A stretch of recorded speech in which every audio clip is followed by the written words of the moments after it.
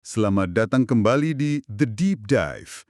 Pernah nggak sih waktu kita lagi doa gitu ya, lagi husyuk-husyuknya, terus tiba-tiba kepikiran, doa ini beneran nyampe nggak ya?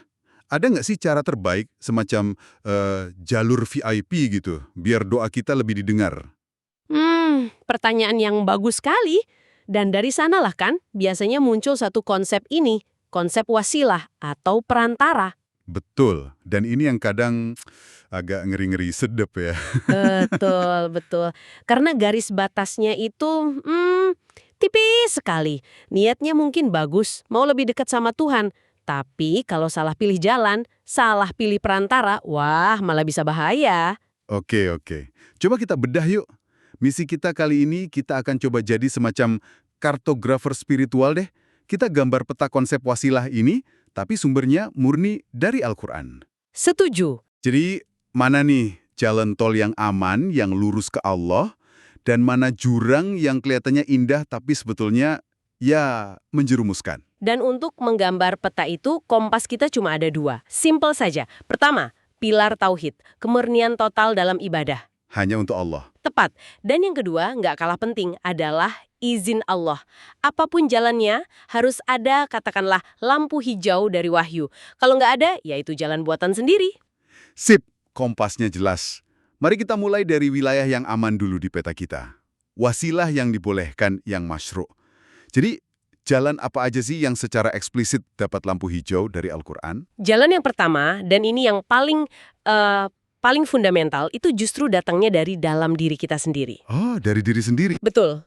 Yaitu ketaatan kita, takwa, dan semua amal saleh yang kita kerjakan. Jadi ini bukan perantara dari luar, tapi sesuatu yang melekat pada usaha kita. Tunggu. Ini menarik sekaligus agak membingungkan nggak sih? Kalau amal soleh kita yang jadi perantara, apa itu nggak terdengar sedikit arogan? Maksudnya? Ya, seolah-olah kita bilang, ya Allah, lihat nih amal baikku, jadi kabulkan doaku dong karena ini. Gimana Al-Quran menyeimbangkan ini dengan kerendahan hati? Pertanyaan yang sangat bagus, dan Al-Quran menjawabnya dengan, wah, elegan sekali. Di surah Al-Isra ayat 57, Allah itu seolah menyentil orang-orang yang berdoa kepada para nabi atau malaikat. Oh iya? Iya. Pesannya kira-kira gini, hei, sosok-sosok saleh yang kalian sembah itu, mereka sendiri saja saling berlomba mencari jalan al-wasilah untuk jadi yang paling dekat denganku. Wah, itu membalikan logika 180 derajat ya. Betul. Jadi bukan menjadikan orang salehnya sebagai objek, tapi justru tindakan mereka, yaitu berlomba dalam kebaikan, itu yang jadi contoh wasilah yang benar. Tepat sekali. Jadi ini bukan soal kesombongan, tapi soal kompetisi dalam ketaatan. Wasilah sejati itu kompetisi dalam takwa. Oke. Ini dipertegas lagi di surah Al-Hajj ayat 77 dan 78. Perintahnya sangat lugas. Ruku, sujud, sembah Allah, dan berbuat baik. Allah berfirman, Wa af'alul khaira la'allakum tuflihun. Wajahidu fillahi haqqa jihadih. Dan berbuatlah kebaikan, agar kamu beruntung. Dan berjihadlah di jalan Allah dengan jihad yang sebenar-benarnya. Jadi perbuatan baik itu sendiri, itulah kendaraan kita. Oke, poin pertama jelas. Perbuatan kita adalah jalannya. Ini aktif sekali sifatnya. Ada lagi nggak bentuk wasilah lain mungkin yang lebih batiniah? Ada? Ini poin kedua. Wasilah dalam bentuk sikap batin dan ibadah spesifik yang sering kita remehkan. Sabar dan sholat. Sabar dan sholat. Iya, Al-Quran secara eksplisit menyebut keduanya sebagai penolong. Saya nggak pernah benar-benar mikir kalau sabar itu bisa jadi alat aktif untuk minta tolong. Kebanyakan dari kita kan mikirnya sabar itu ya pasif, cuma terima nasib. Nah, justru itu, ayat ini mengubahnya jadi sebuah tindakan. Sabar dan sholat itu sarana aktif, bukan respons pasif. Di surah Al-Baqarah ayat 45, perintahnya jelas dan kuat sekali. Wasta'inu bis-sabri was-sholat. Dan mohonlah pertolongan kepada Allah dengan sabar dan sholat. Perintahnya lugas, gunakan sabar dan sholat sebagai alatmu. Oh Oh, jadi saat kita lagi kesulitan, terus kita menahan diri dari keluhan sambil tetap sholat, itu sebenarnya kita lagi aktif berwasilah ya? Persis, Anda sedang aktif mengetuk pintu langit dengan dua kunci itu. Oke, jadi kita punya amal soleh, lalu sikap batin seperti sabar, dan ibadah inti seperti sholat. Nah, sekarang kita masuk ke area yang lebih kompleks nih, minta doa dari orang lain. Sumber Anda kan menyebut peran Rasulullah. Gimana Al-Quran menggambarkannya? Ini poin ketiga, dan di sini kita harus sangat hati-hati memahami konteksnya. Al-Quran memang menunjukkan peran Rasulullah Shallallahu Alaihi Wasallam sebagai sosok yang doanya mustajab. Oke, tapi kuncinya ada dua. Itu terjadi atas perintah Allah dan doa itu dipanjatkan kepada Allah. Contohnya jelas di surah An-Nur ayat 62. Di sana Allah berfirman kepada nabinya, Wastaghfir lahumullaha innallaha ghafurur rahim. Dan mohonkanlah ampunan untuk mereka kepada Allah. Sungguh Allah Maha Pengampun, Maha Penyayang. nah, jadi kuncinya di situ ya. Allah sendiri yang memberi wewenang dan memerintahkan Rasul untuk memohonkan ampunan. Garis bawahnya tebal sekali. Rasul berdoa kepada Allah untuk mereka, bukan mereka berdoa kepada Rasul. Nah, itu dia. Beda fundamental. Inilah intinya. Rasulullah di sini bertindak sebagai perantara doa, bukan objek doa. Fokusnya tidak pernah bergeser sedikit pun dari Allah sebagai satu-satunya tujuan. Dari sini polanya kelihatan jelas ya. Semua yang dibolehkan itu sifatnya aktif dan langsung dari kita ke Allah. Tapi, disinilah biasanya orang mulai bingung. Batas di mana sesuatu yang niatnya baik malah jadi terlarang itu, di mana tepatnya zona berbahaya itu dimulai? Nah, ini dia pertanyaannya. Zona berbahaya atau wasilah mamnu itu dimulai saat pilihan utama kita, yaitu tauhid, mulai goyah. Mulai goyah. Iya, itu terjadi ketika sarana atau perantara yang tadinya hanya jalan, mulai bergeser jadi tujuan. Ketika perantara itu kita yakini punya kekuatan sendiri, walau hanya secuil.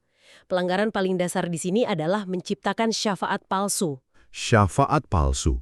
Maksudnya, kita yakin ada yang bisa jadi backing di sisi Allah tanpa izinnya, kayak semacam calo spiritual gitu ya. Istilah calo spiritual itu menarik dan cukup tepat loh. Itu keyakinan bahwa ada entitas lain yang bisa kasih manfaat atau tolak bahaya dengan sendirinya. Al-Quran merekam logika ini dengan sangat jelas di surah Yunus ayat 18. Mereka bilang, Hulai syufa'atuna indallah. Mereka ini adalah pemberi syafaat kami di sisi Allah. Jadi ini akar masalahnya. Mereka bukannya nggak percaya Tuhan, tapi mereka bikin manajemen tengah versi mereka sendiri. Dan celakannya malah menyembah si manajemen tengah itu. Sangat manusiawi kan? Mencari jalan pintas itu naluri. Tapi dalam akidah, nggak ada jalan pintas. Inilah yang diperingatkan di surah Al-Baqarah ayat 22, sebuah larangan keras. Fala taj'alu lillahi andada wa antum ta'lamun. Karena itu janganlah kamu mengadakan andad, tandingan-tandingan, bagi Allah, padahal kamu mengetahui. Dan tandingan ini bisa apa saja ya, bukan cuma patung. Apa saja? Bisa orang suci yang sudah wafat, keyakinan, apapun yang kita berikan sebagian hak ketuhanan kepadanya. Selain menyembah langsung, gimana dengan bentuk yang lebih halus? Mungkin nggak disembah, tapi dijadikan pelindung utama, aulia. Itu poin kedua yang dilarang. Dan ini lebih luas dari sekedar berhala. Surah Al-A'raf ayat 30 memperingatkan tentang orang-orang yang mengambil setan sebagai aulia atau pelindung selain Allah. Dan ayat itu diakhiri dengan kalimat yang jujur menakutkan. Gimana bunyinya? Wa yahsabuna annahum muhtadun. Dan mereka mengira bahwa mereka mendapat petunjuk.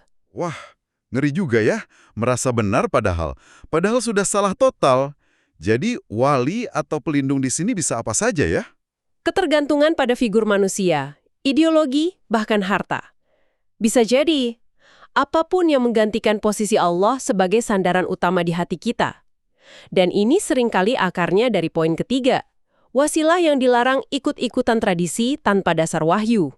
Nah, ini dia, alasan klasik. Kan dari dulu nenek moyang kita begini. Kenapa argumen ini yang kedengarannya lemah kok sering banget diulang-ulang? Karena itu memberi rasa nyaman, validasi kelompok. Manusia itu cenderung takut untuk berbeda. Tapi Al-Quran nggak peduli dengan kenyamanan itu. Al-Quran menuntut bukti. Jadi, gimana Al-Quran membantahnya? Dengan sebuah tantangan intelektual yang sangat tajam di surah Al-Ahqaf ayat 4. Allah seolah berkata, oke, kalian punya klaim ini. Mana buktinya? Firman-Nya. I'tuni bi kitabim min qabli hadza aw atharatin min ilmin in kuntum shadiqin. Tunjukkan kepadaku sebuah kitab sebelum ini atau sisa-sisa peninggalan dari pengetahuan jika kamu orang yang benar. Wow, sebuah permintaan bukti ilmiah atau wahyu yang otentik ya. Kalau nggak ada, ya itu semua cuma dugaan kosong. Oke, kita sudah memetakan dua wilayah ini. Sekarang coba kita satukan. Apa inti utama yang bisa kita pegang erat-erat biar nggak salah jalan? Sintesisnya, kembali ke dua kompas kita di awal tadi. Wasilah yang benar itu selalu berupa tindakan ketaatan. Vektornya selalu lurus, selalu langsung tertuju kepada Allah. Amal kita, sholat kita, sabar kita, itu cara kita mengetuk pintu langit secara langsung. Betul, dan sebaliknya, wasilah yang salah. Di mana tuh? Wasilah yang salah itu ketika vektornya mulai bengkok. Ketika kita mulai berbicara kepada selain Allah dengan keyakinan si perantara ini punya kuasa sendiri, fokus di hati kita mulai terpecah. Coba-coba pakai analogi peta tadi deh, biar gampang nangkapnya. Oke, bisa. Jadi gini, bayangkan Anda mau ke istana milik seorang raja yang maha baik. Sang raja kasih Anda peta, yaitu Al-Quran. Oke. Dan sebuah kendaraan, yaitu kemampuan beramal soleh. Wasilah yang benar adalah Anda mempelajari peta itu, Anda kendarai kendaraan Anda sebaik-baiknya di jalan yang sudah ditunjukkan. Tujuannya satu, sampai ke hadapan sang raja. Lalu, wasilah yang salah dalam analogi ini kayak apa?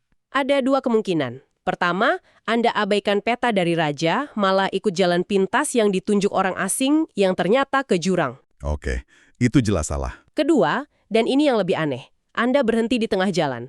Terus Anda malah memuja-muja dan minta tolong pada rambu lalu lintas atau gambar di peta itu sendiri. Hah, kok bisa? Iya, seolah-olah kertas bergambar itulah yang punya kuasa mengantarkan Anda. Bukannya fokus ke tujuan, malah menyembah sarananya. Anda lupa pada sang raja, pemilik peta itu. Analogi yang sangat kena. Oke, luar biasa. Sebagai penutup, rasanya nggak ada cara yang lebih kuat untuk menutup ini selain meneladani wasilah terbaik. Doa-doa para nabi dalam Al-Quran. Tepat sekali. Kalau kita renungkan, doa-doa para nabi ini adalah masterclass dalam tauhid. Isinya murni pengakuan. Pengakuan kelemahan diri, pengakuan dosa, dan pengakuan total akan keagungan Allah. Disitulah kekuatannya. Mari kita resapi bersama. Kita mulai dengan doa Nabi Ibrahim dan Ismail saat mereka baru saja menyelesaikan amal besar meninggikan Ka'bah. Di puncak karyanya, doanya adalah puncak kerendahan hati. Betul. Dari surah Al-Baqarah, Rabbana taqabbal minna innaka antas sami'ul alim. Ya Tuhan kami, terimalah amal dari kami. Sungguh Engkaulah yang maha mendengar, maha mengetahui. Mereka berwasilah dengan amal mereka, tapi langsung memohon agar diterima, bukan merasa berhak. Kemudian doa Nabi Ayub, di tengah penderitaan fisik yang luar biasa, doanya singkat, penuh adab. Dari surah Al-Anbiya, Anni masaniyad durru wa anta arhamur rahimin. Ya Tuhanku, sesungguhnya aku telah ditimpa penyakit, padahal Engkau Tuhan yang maha penyayang dari semua yang penyayang. Beliau hanya mengadu dan memuji Allah. Itulah wasilahnya. Dan tentu, doa Nabi Yunus dari kegelapan perut ikan. Sebuah momen putus asa total yang melahirkan pengakuan tauhid paling murni. Dari surah Al-Anbiya, La ilaha illa anta, subhanaka, inni kuntu minadh dhalimin. Tidak ada Tuhan selain Engkau, maha suci Engkau, sungguh aku termasuk orang-orang yang zalim. Wasilah melalui pengakuan tauhid dan pengakuan kesalahan diri. Sangat kuat. Terakhir, doa kaum beriman yang disebut ulul albab. Dari surah Ali Imran. Mereka mendengar seruan iman dan inilah respons mereka. Rabbana innana sami'na munadiyan. Rabbana faghfir lana dhunubana. Ya Tuhan kami, sesungguhnya kami mendengar seruan. Ya Tuhan kami, maka ampunilah dosa-dosa kami. Mereka berwasilah dengan iman mereka. Mendengar dan meresapi dua-dua ini jadi terasa sangat jelas ya. Wasilah terkuat, termurni, dan terindah yang diajarkan Al-Quran itu adalah dialog langsung. Betul. Sebuah dialog yang dibangun di atas pondasi amal soleh, kerendahan hati, dan keyakinan mutlak yang hanya ditujukan kepadanya. Tidak ada satupun yang menyelipkan kalimat, "Ya Allah, demi," atau melalui perantara fulan. Semuanya adalah hubungan vertikal yang intim dan tanpa sekat antara hamba dengan Roh-Nya. Ini membawa kita pada sebuah pemikiran penutup untuk Anda renungkan. Mungkin, setelah pemetaan ini, pertanyaan yang lebih relevan untuk kita tanyakan pada diri sendiri bukanlah lagi melalui siapa kita berdoa. Melainkan, sudahkah hati kita benar-benar hadir, lurus, dan murni saat berdoa? Sudahkah kita memohon dengan kepasrahan Nabi Ayub, dengan pengakuan Nabi Yunus, dan dengan kerendahan hati Nabi Ibrahim? Mungkin, wasilah terkuat itu sudah ada di dalam diri kita. Hanya saja, belum kita aktifkan dengan benar.